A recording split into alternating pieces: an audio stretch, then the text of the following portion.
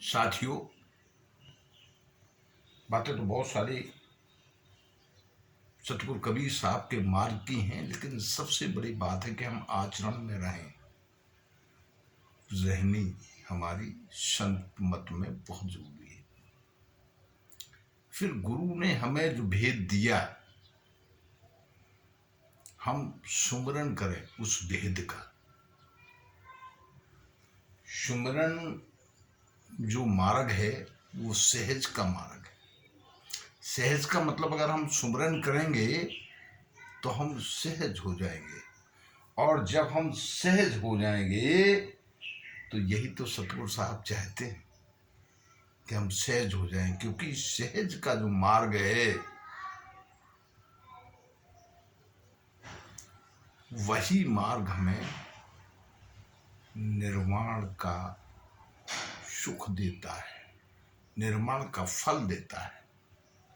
सुमरन मार्ग सहज का, सुमरन मार्ग सहज का सतगुरु दिया बताए। सांस सांस सुमरन करूं, एक दिन मिलसी आए। अभी सुमरन के बगैर जीव ये समझे कि हमें मोक्ष मिल जाएगा या निर्माण की प्राप्ति हो जाएगी, मैं समझता हूं गलत सोचता है। क्योंकि हम जब तक सतगुरु के बताए हुए मार्ग पर नहीं चलेंगे, सतगुरु का लाभ हमें कैसे मिलेगा। गुरु महिमा का जो वर्णन किया गया है वो इसलिए क्योंकि गुरु ही तो है जो हमें मार्ग बताता है। कौन सा मार्ग? कि आवागमन से मुक्ति का मार्ग। आवागमन से मुक्ति का मार्ग केवल सतगुरु ने दिया है। आप जो शब्द लिए हुए कौन सा है ये तो हम नहीं कह सकते हैं, लेकिन बीजक में एक शब्द का विचार किया गया। बीजक में एक शब्द कहा गया है क्या? कि शब्द शब्द हर कोई कहे, वह तो शब्द विदेह, और जिभ्या पर आवे नहीं, निरख परख कर दे।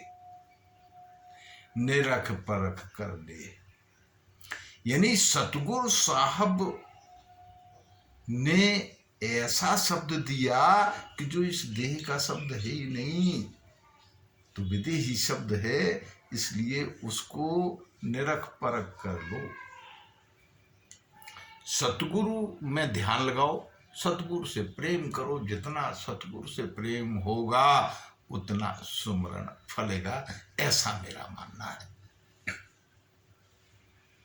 अब बहुत से लोग कह देते हैं कि साँच बिना सुमरन नहीं, यानी बिना साँच सुमरन नहीं, बिन भेदी भक्ति न हुई।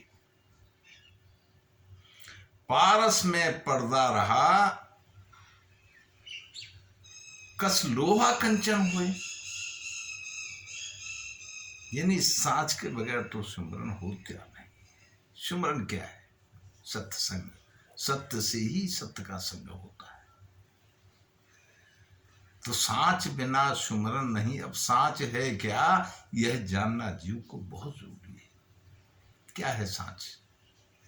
क्योंकि साँच के बगैर सुमरन नहीं, लेकिन बिना भेदी के भक्ति नहीं होती है। भेदी कहते हैं गुरु को। गुरु की कृपा, गुरु की महिमा, गुरु की दया जितनी फलित होगी, भक्ति उतनी सुंदर होगी और आवागमन से मुक्ति होगी। पारस में पर्दा रहा, कस लोहा कंचन हुए।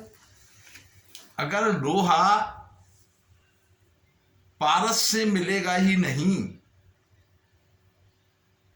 तो कैसे सोना बनेगा?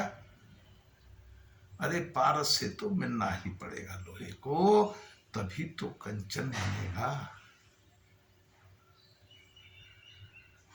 इसलिए गुरु को जानो, गुरु को मानो, गुरु को पहचानो। गुरु को जिसने जान लिया, हम समझते हैं कि उसने दुनिया की सबसे अनुपम चीज पा ली।